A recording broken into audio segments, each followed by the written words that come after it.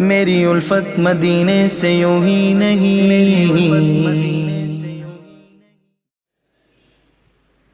सुभान अल्लाह। मोहतरम जनाब मोहम्मद सईद भाई उर्फ शहनशाह नाते रसूल मकबूल सल्लल्लाहु ताला अलैहि वसल्लम पेश करने की सादत हासिल कर रहे थे। चंद ही लम्हों में मुफ्ती आज़म पाकिस्तान और दीगर हमारे मुअज़्ज़ज़ मेहमान गिरामी भी तशरीफ़ ले आएंगे। आप हजरात इसी तरह नज़्म व ज़ब्त का मुज़ाहिरा करते हुए तशरीफ़ रखें। जो हजरात पीछे खड़े हैं कहीं जगह आपको मैसर है तो वहाँ तशरीफ़ रखें। ऊपर भी जगह सामने मौजूद है, वहाँ ऊपर तशरीफ़ ले जाएं। और जो ये बच्चे गैर ज़रूरी खड़े हैं इनका कोई काम नहीं, आप तशरीफ़ रखें, बैठ जाएं। ये इधर वाले बच्चे भी बैठ जाएं, सारे बैठ जाएं। बाहर रोड पे भी जगह बनाई गई है।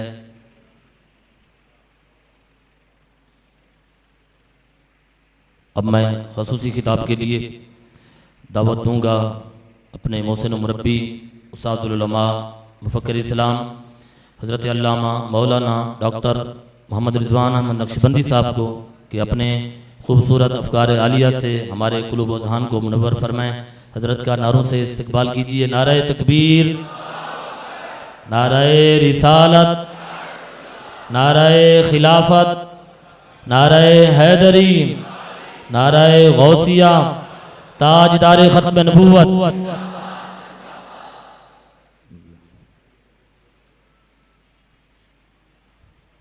नहमदुहु व नुसल्ली व नुसल्लिमु अला रसूलिहिल करीम। अम्मा बअद फ़अऊज़ु बिल्लाहि मिनश शैतानिर रजीम। बिस्मिल्लाहिर रहमानिर रहीम। क़ाल अल्लाहु तबारक व तआला फ़ी कलामिहिल मजीद वल फ़ुरक़ानिल हमीद।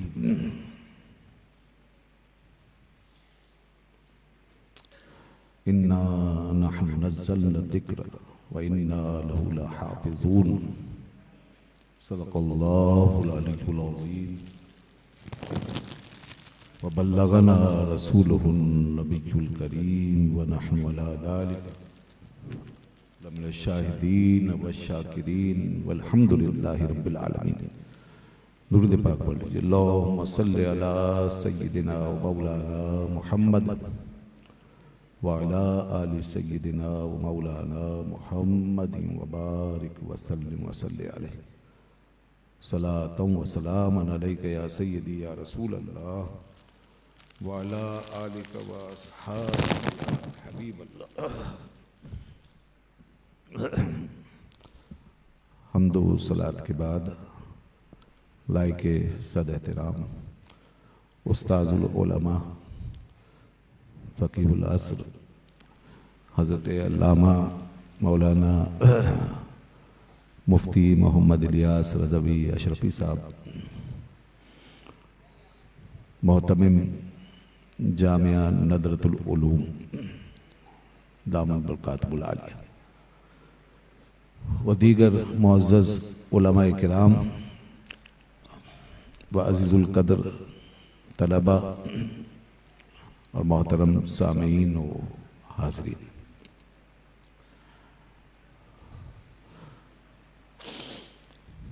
माशाअल्लाह यहाँ आने के बाद ये रंग देखकर और आपकी ये इतनी बड़ी तादाद देखने के बाद और ये तलबा जो बैठे हैं माशाअल्लाह सफ़ेद लिबास में, सफ़ेद अमामों में, इस पूरे माहौल से ये अंदाज़ा हो रहा है कि यहाँ पर कुछ हो रहा है और इंशाअल्लाह बहुत कुछ होने वाला है।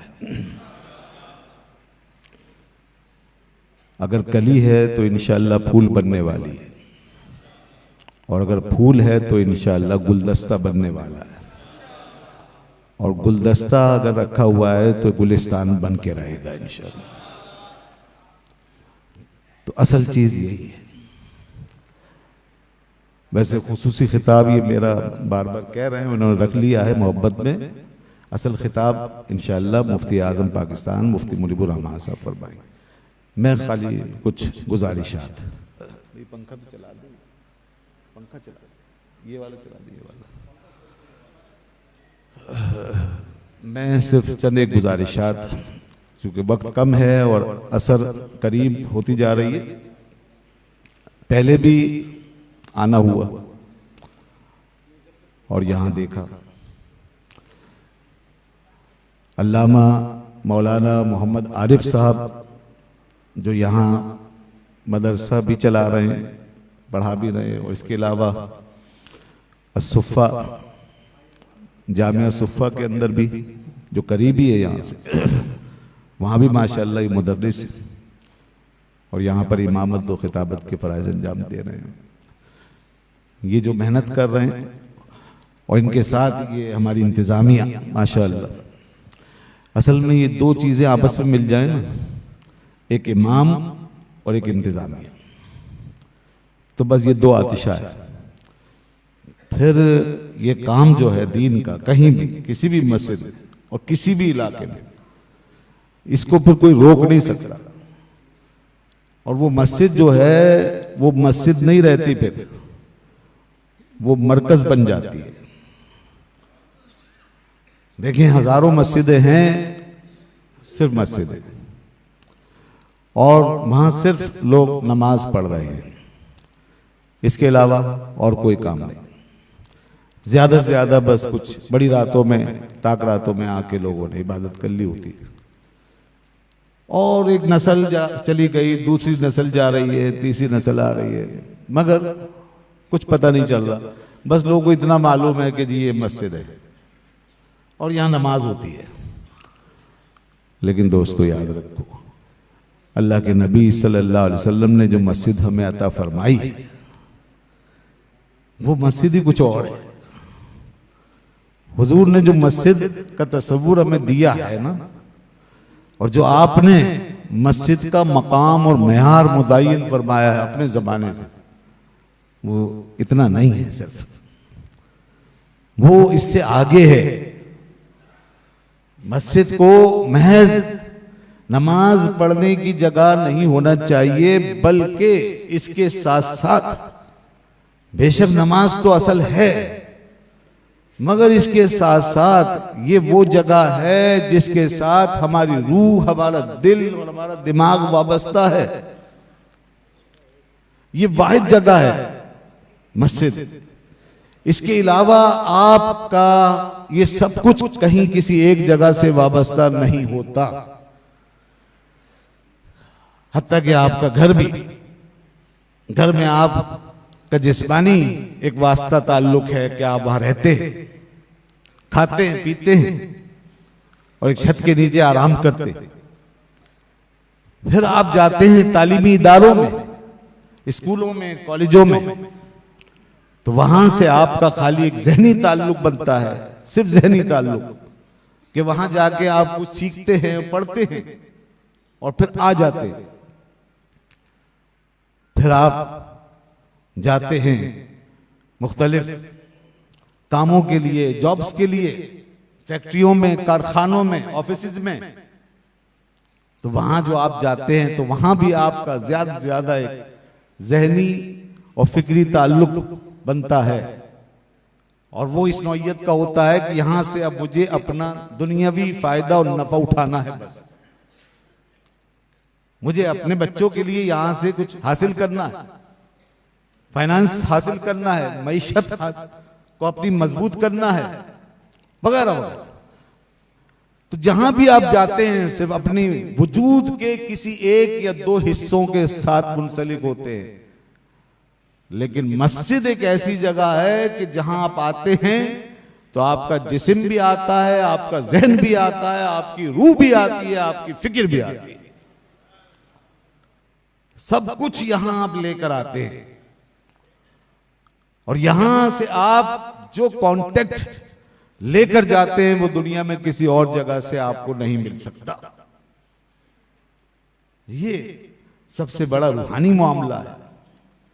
आप अपनी फिक्र में, अपनी रूह में, अपने दिमाग में ये ताल्लुक बसा कर लेके जाते थे।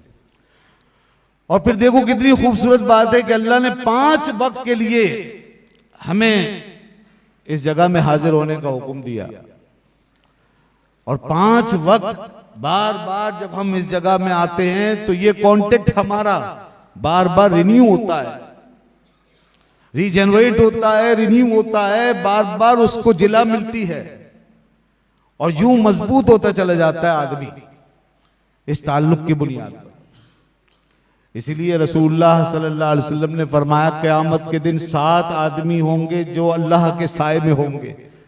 सबअतुन युज़िल्लुहुमुल्लाह यौम ला ज़िल्ला इल्ला ज़िल्लुहु, कि 7 आदमी जिन पे अल्लाह क़यामत के दिन उस दिन साया फरमाएगा जिस दिन उसके सिवा किसी का साया नहीं होगा। वो 7 आदमी, ये सब बुखारी शरीफ में मौजूद है पूरी हदीस और 7 आदमियों का जिक्र। अब मैं 7 का जिक्र तो फिलहाल नहीं कर रहा, वो एक तवील हदीस है।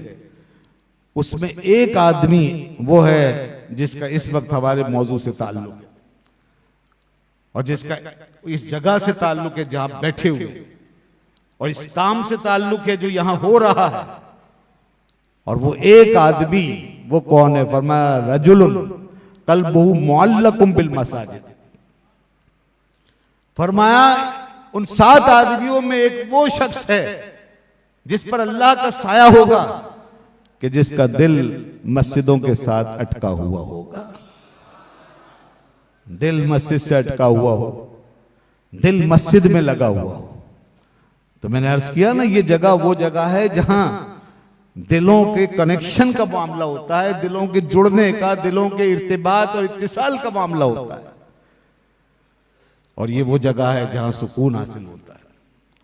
तो इसीलिए दोस्तों याद रखो कि फिर इस मस्जिद को आप जितना रूहानी और अखलाकी तौर पर यूटिलाइज कर सकते हैं और यूजफुल बना सकते हैं, और जितना इससे मकासद हासिल कर सकते हैं किसी और जगह से नहीं कर सकते। ये बात समझने की है, क्योंकि यहां जब दिल की हाजिरी है ना, तो दिल की दुनिया में आप, जिसका दिल आपके साथ है बस उसका सब कुछ आपके साथ है।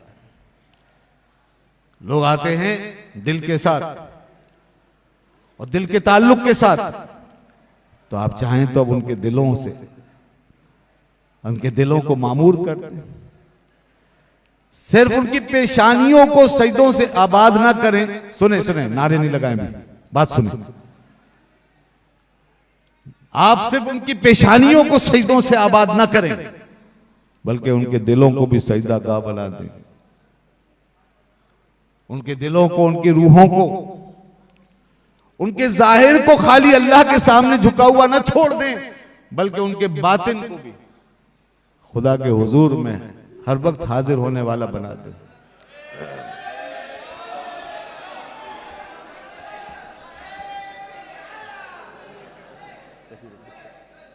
बैठ जाइए, बैठ जाइए, बैठ जाइए, बैठ जाइए, बैठ जाइए, बैठ जाइए, बैठ जाइए, बैठ जाइए। भाई ये सब लब्बैक की लब्बैक की फिक्र ना करें आप, बिल्कुल। आप यहां सब लब्बैक है, यहां कुछ नहीं मनवा रहा है, आप आराम से बैठे। इंशाल्लाह मुफ्ती आजम पाकिस्तान तशरीफ ला चुके हैं, आप उनकी बात सुनिए। जब वो फरमाएं तो उनकी बात सुनिए और जो कुछ आपको पैगाम दें उस पर अमल कीजिए। ये असल लब्बैक ये है। बाकी नारे तो बस वो फजा में गूंज के फुलझड़ी की तरह बुझ जाते हैं। आप आराम से बैठ जाइए, बैठ जाइए, बैठ जाइए। तमाम हजरात तशरीफ रखें, जज़ाकल्लाह। तमाम हजरात बैठ जाएं, मुफ्ती आज़म पाकिस्तान तशरीफ रखें, बैठ जाएं तमाम हजरात, जज़ाकल्लाह। तो इन मस्जिदों के हवाले से ये रोल और ये खिदमत बहुत जरूरी है। इसको मरकज बनाइए। और ये आसान है, ये आसान है। अल्लाह के रसूल सल्लल्लाहु अलैहि वसल्लम ने पूरा एक निज़ाम हमें सोशल बुनियादों पर, माशरती बुनियादों पर, इज्तिमाई बुनियादों पर बनाकर हमें इस तरह दिया है मस्जिद नबवी शरीफ के हवाले से। कि किस तरह उस मस्जिद में नमाजें भी होती थी और उस मस्जिद में तालीम का सिलसिला भी जारी होता था। आपको मालूम होगा, आपको मालूम होना चाहिए कि हमारी दीनी तारीख में जो सबसे पहला मदरसा और पहला दारुल उलूम कायम हुआ है वो रसूलुल्लाह सल्लल्लाहु अलैहि वसल्लम ने खुद अपने दस्ते मुबारक से मस्जिद के अंदर कायम किया है। मस्जिद को आपने इल्म के साथ जोड़ा है, तालीम के साथ वाबस्ता किया है। वहां खाली नमाज नहीं होती थी, उसके बाद वहां पर खुद रसूलुल्लाह सल्लल्लाहु अलैहि वसल्लम तशरीफ रखते थे। वहां कितने खुतबे दिए गए, कितने वाज हुए हैं, कितने ही वहां पर मुहिम तैयार हुई हैं और कैसे कैसे तरबियती मामलात हुई, सब आज हदीस में आप देखिए, पढ़िए। बुखारी शरीफ में 10-20 हदीस और अब्वाब की सूरत में, बल्कि एक तवील फहरिस्त है जिसमें मसाजिद के मुख्तलिफ किरदार के हवाले से इमाम बुखारी रहमतुल्लाह अलैह ने हदीस जमा की और मस्जिद की मुख्तलिफ हैसियतों को बयान किया। 10 अब्वाब के अंदर बांध दिया उन्होंने। उसमें यह भी था, तालीम भी, उसके अंदर तरबियत है, उसके अंदर यह भी है कि जंगों की मशकें तक मस्जिद में होती रही, क्योंकि वो एक रियासत थी। रसूलुल्लाह सल्लल्लाहु अलैहि वसल्लम एक रियासत के सरबराह थे, तो इस अथॉरिटी के तहत आपने मस्जिद में अपनी अफवाज को ये ट्रेनिंग भी दी और इसका भी मौका दिया। यानी यहां से पता चलता है कि ये स्टेट के इतने बड़े बड़े मामलात, दिफाई और हसास इस किस्म के मामलात भी मस्जिदों से वाबस्ता रहे हैं। मस्जिदों में निकाह भी हुआ है, मस्जिदों में कौम के बिरादरी के जो मसाइल हैं वो भी हल किए गए हैं, मुख्तलिफ इश्यूज उनको निपटाया गया। और दोस्तों, वो दीन इस्लाम की तारीख का सबसे बड़ा जो इल्मी और तरबियती चेहरा था और जो करीम तैयार हुई है असहाब की, इस हवाले से इल्म और तरबियत के जेवर से आरास्ता होकर जो रूह बन गए हमारी फिक्र की, वो अजीम लोग, वो अजीम दस्ता, वो लश्कर जिसे असहाबे सुफ़ा कहते हैं, वो सब मस्जिद नबी के चबूतरे में बैठ के तैयार हुआ है, जिनको न खाने की फिक्र न पीने की। ये काम हुआ है। तो सवाल यह है कि आज हमने मस्जिदों के माहौल को खुश क्यों कर दिया है और आज यहां इन मस्जिदों में सिर्फ चंद हमारी अपनी रस्में क्यों रह गई हैं? वो चीजें जो दीन की एक फिक्र थी, दीन की रूह थी, उनको हमने क्यों तर्क कर दिया?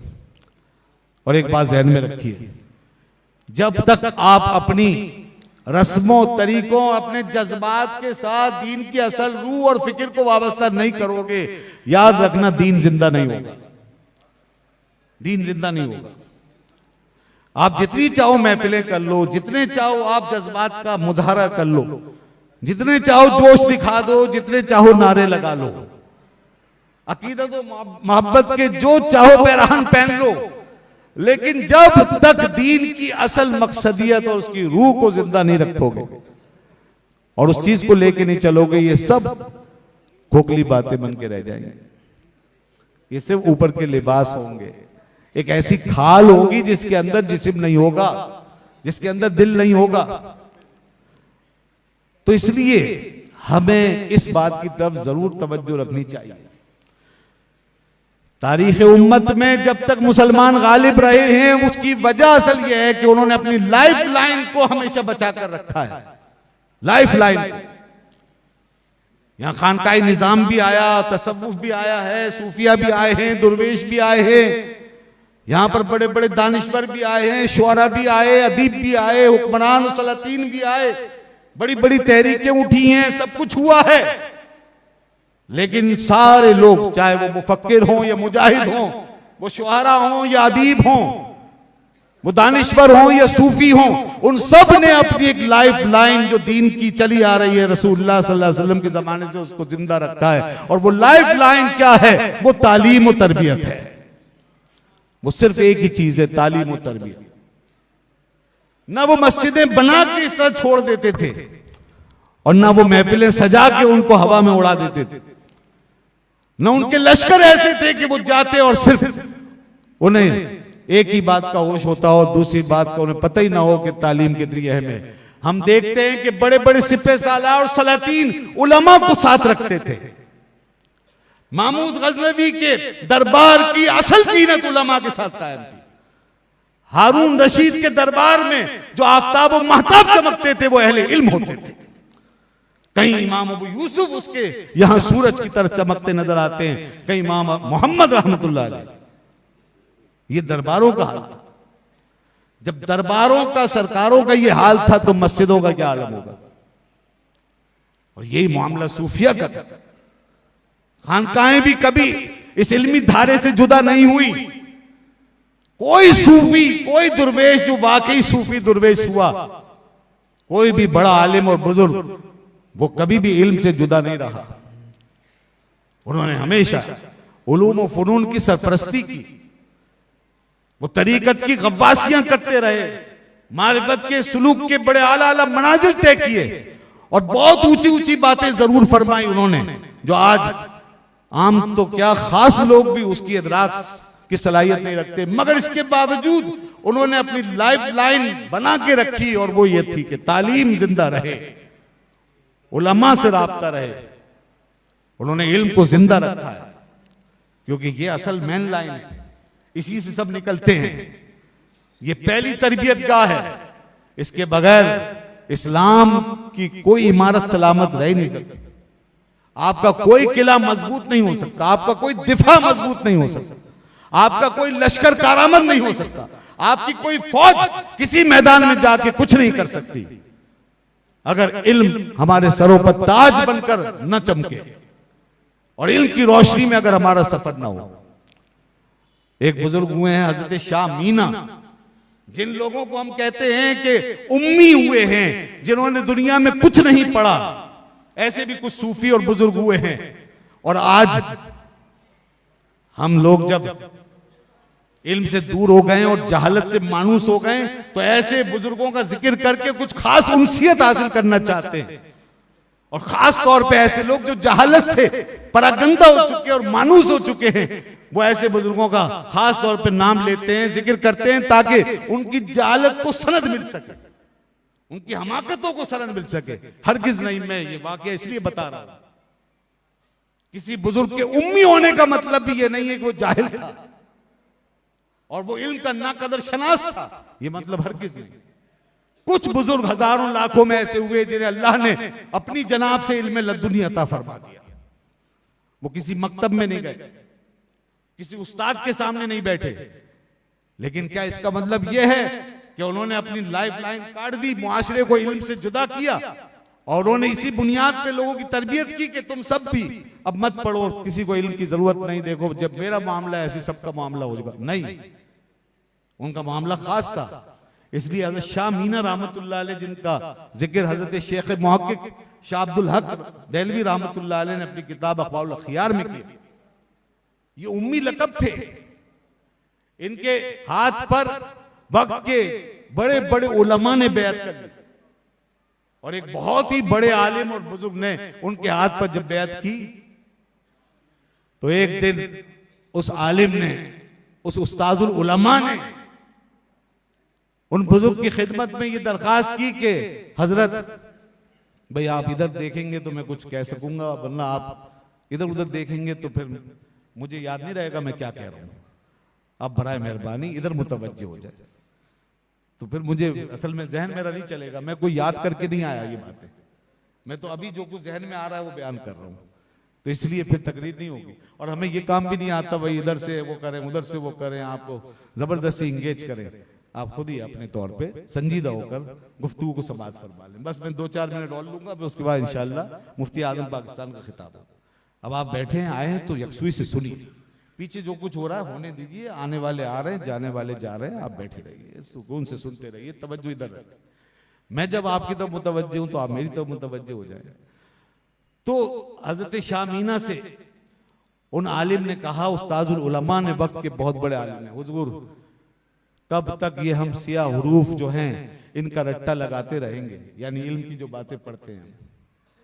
अब आप हमें कुछ और अता कीजिए, यानी बातनी रास्ता दिखाइए, रूहानियत का रास्ता दिखाइए, कुछ मारिफत के और असरार की बातें हमें बताइए, ये काम। तो पता है हजरत ने क्या जवाब दिया? हज़रत शाह अमीना रहमतुल्लाह अलैह ने फरमाया, उनका नाम लेके, जनाबे आली, आपकी जो बात है ना, इससे हमें तकब्बुर की बू आ रही है। क्या बात करते हैं कि आप सिया उरूफ जो हैं इनका रट्टा लगाते हैं और इसमें इसके साथ लगे हुए हैं, आप समझते हैं ये हकीर चीज है, ये कोई अदना और मामूली बात है। इस हवस पे ना पड़िए और आप जो काम कर रहे हैं करते रहिए, बाकी जो आपकी किस्मत में होगा वो आपको मिल जाएगा। लगा दिया उनको उसी काम। ये तालीम और ताल्लुम बहुत बड़ी चीज है जनाब, बुनियादी चीज है। हजरत इमाम रब्बानी मुजद्दिद अल-फ़सानी रहमतुल्लाह अलैह फरमाते हैं कि वो सालिक जो अभी सुलूक के इब्तिदाई दर्जे में है और अभी कामिलीन और वासिलीन तक नहीं पहुंचा, जब तक वहां तक नहीं पहुंचा, जितने भी चिल्ले किए, जो कुछ भी हासिल किया, जो कि भी कश्फ व शूहूद पाया, मैं ऐसे किसी भी सूफी पर एक तालिब इल्म को तरजीह देता हूं जो दीन का तालिब इल्म है, जो हिदाया और कंज़ पढ़ता है, जो दीन के मसाइल सीखता है और फिकी मसाइल याद करता और समझता है। मैं ऐसे तालिब इल्म को उस सूफी पर जो अभी कामिल और वासिल नहीं हुआ, मैं उस पर तरजीह देता हूं, क्योंकि जो वासिल नहीं हुआ वो खतरे में है, जो पहुंचा नहीं है वो खतरे में है, और जो हिदाया के सामने बैठा है उसके खतरे दूर हो चुके हैं। जी, ये इल्म जो है हमें खतरों से बचाता है। ये इल्म वो इल्म है। ये बच्चे जब इल्म पढ़ते हैं और जब मस्जिदों के साथ इल्म की बात होती है तो आपका सब कुछ सिक्योर होना शुरू हो जाता है। ये सिक्योरिटी है आपकी पूरी। आज सिक्योरिटी का मतलब तो आप अच्छी तरह जानते हैं ना, पाकिस्तान में रहने वाला हर शख्स हमसे ज्यादा कोई सिक्योरिटी नहीं जानता होगा। हर चीज की सिक्योरिटी चाहिए, चाहिए नहीं चाहिए? बिजनेस करें सिक्योरिटी चाहिए, कहीं जाना आना है सफर करें सिक्योरिटी चाहिए, कोई और हसास मामला है सिक्योरिटी चाहिए, शादी कर रहे हैं सिक्योरिटी चाहिए, घर बना रहे हैं सिक्योरिटी चाहिए, आ रहे हैं जा रहे हैं सिक्योरिटी चाहिए, हर जगह सिक्योरिटी है भाई, हर एक को सिक्योरिटी चाहिए। और ये दीन, ये मस्जिदें, ये महफिलें, ये हमारा सारा दीनी निजाम, इसकी सिक्योरिटी क्या है बताइए? सिक्योरिटी का मतलब है वो चीज जो आपको हिफाजत की गारंटी दे। तो बताइए आपके दीन को हिफाजत की गारंटी कहां से मिल सकती है? कौन दे सकता है? कोई नहीं दे सकता, किसी के पास नहीं है, किसी में इतनी जुर्रत नहीं है जो ये कहे कि मैं दीन बचा सकता हूं, सिवाय एक चीज के, और वो है सिर्फ इल्म, तालीम, तरबियत। आप अपनी कौम को तालीम दे दें, आपका दीन खुद ब खुद बच जाएगा। आप इन बच्चों को पढ़ा दें, इनका सब कुछ महफूज हो जाएगा। अब दीन के नाम पे जो चीज भी हासिल होगी, नमाज हो या रोजा हो, हज हो या ज़कात हो, शरीयत हो या तरीकत हो, रूहानियत हो या मारिफत हो, अकीदत हो या मोहब्बत हो, बैत हो या इरादत हो, तंजीम हो या तहरीक हो, जो काम भी आप लेके चलेंगे उसकी हिफाजत की जामिन सिर्फ तालीम है। अगर तालीम आपके पास है तो सब महफूज है, कोई खतरा नहीं।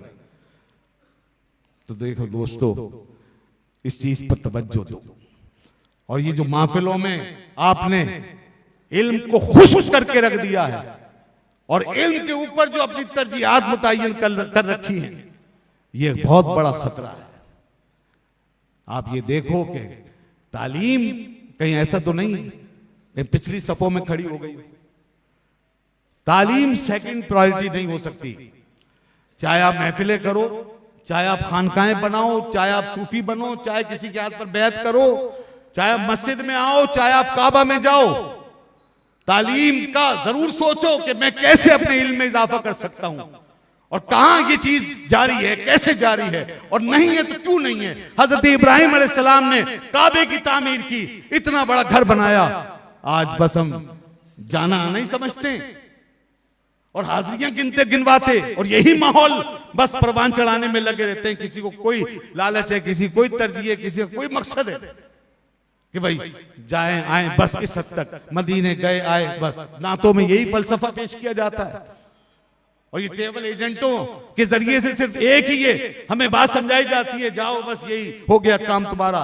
हजरत इब्राहिम अलैहिस्सलाम ने मक्के को सिर्फ जाने आने के लिए नहीं बनाया, अल्लाह की किताब गवाह है, उन्होंने फौरन जहां वो काबे की बुनियादें उठा रहे थे वहीं रब्बे जुल जलाल से दुआएं मांग रहे थे, ए अल्लाह मैंने दीवारें खड़ी कर दी हैं, दिलों को कायम करने के लिए तू मोहल्ले में कायनात को भेज दे।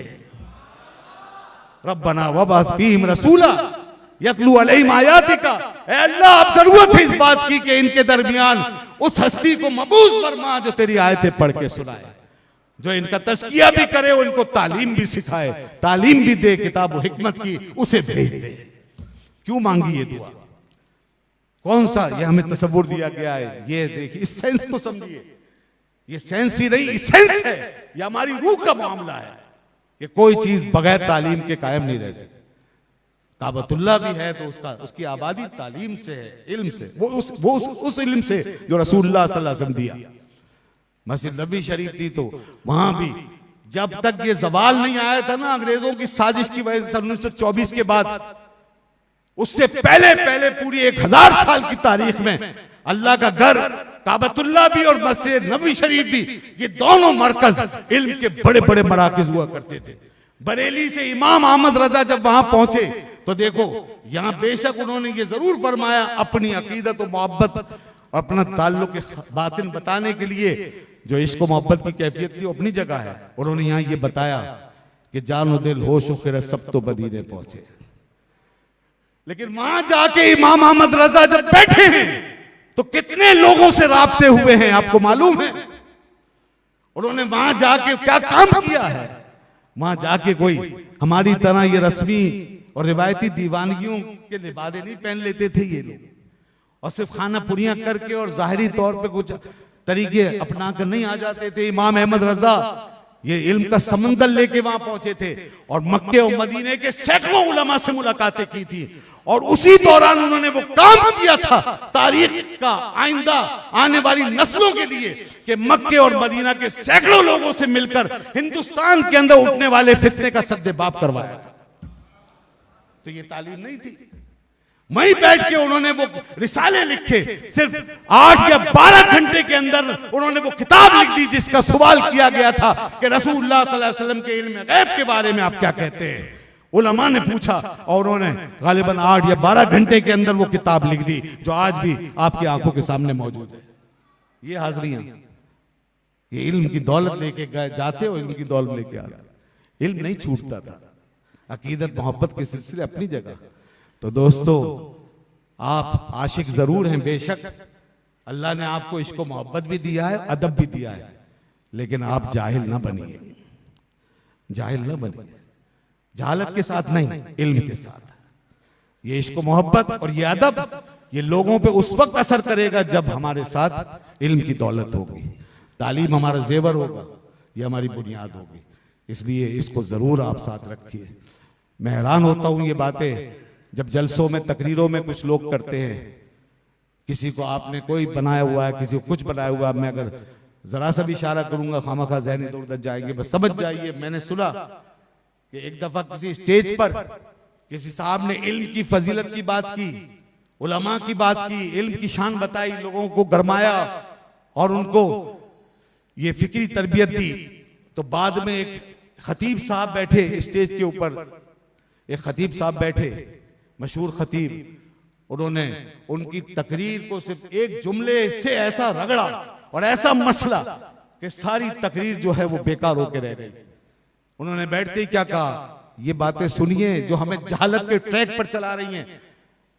उन्होंने बैठते ही कहा, जनाब हम तो अभी इल्म की बातें हो रही थी, हमसे पहले अभी इल्म की बातें हो रही थी, हम तो इश्क वाले लोग हैं। इन्ना लिल्लाहि व इन्ना इलैहि राजिऊन, आप भी पढ़ लीजिए एक दफा। अभी इल्म की बातें हो रही थी, हम तो इश्क वाले लोग हैं, हम इश्क की बातें करेंगे। और कौम की जहालत देखो, नारे लगाना शुरू कर दिए। अरे ये कौन सी, ये क्या मुसीबत है कि तुम इल्म और इश्क को एक जगह जमा होता हुआ क्यों नहीं देख सकते? तुम्हें परेशानी क्या? कौन से आशिक थे माजी में जिनके पास इल्म नहीं था? तुम एक तरफ नारा लगाते हो इमाम अहमद रजा का, उनके इश्क और मोहब्बत की दास्तानें सुनाते हो, तो क्या खाली हलवे पकाकर खिलाने और खाने के लिए? क्या नोट छापने के लिए? नाते सुनाते हो इमाम अहमद रजा की और जेबें भरते हो, चले जाते हो। इमाम अहमद रजा अगर इस दौर का सबसे बड़ा आशिक था तो सबसे बड़ा आलिम भी वही था। इस बात को क्यों नहीं उजागर करते? इसलिए कि इसमें तुम्हारी आमदनियां कटती हैं, इसमें तुम्हारी हैसियत कटती है, इसमें तुम सान भी हो जाते हो। तुम्हें तो वो पहलू लेना है जो तुम्हें चमकाए और तुम्हारी जेबें भरे और तुम्हारी देगें जो हैं वो गर्म करके रखे। नहीं, ये बहुत बड़ी खयानत हम कर रहे हैं। हम इमाम अहमद रजा को इस दौर का अजीम आशिक भी मानते हैं और अजीम आलिम और मौलिम भी मानते हैं। इन दोनों चीजों को जमा करो दोस्तों, यही हजरत गौसे आजम की पहचान है, यही ख्वाजा ख्वाजगान की पहचान है। अल्लाह ताला हमें इस चीज को कायम रखने की तौफीक अता फरमाए। वाखिर दावाना अल्हम्दुलिल्लाह रब्बिल आलमीन। प्यारे रजा मेरे रजा, प्यारे रजा अच्छे रजा सच्चे रजा, तय कर सुन्नत आला हजरत, मखज़न अज़मत आला हजरत, फ़ख्रे मिल्लत आला हजरत, रब की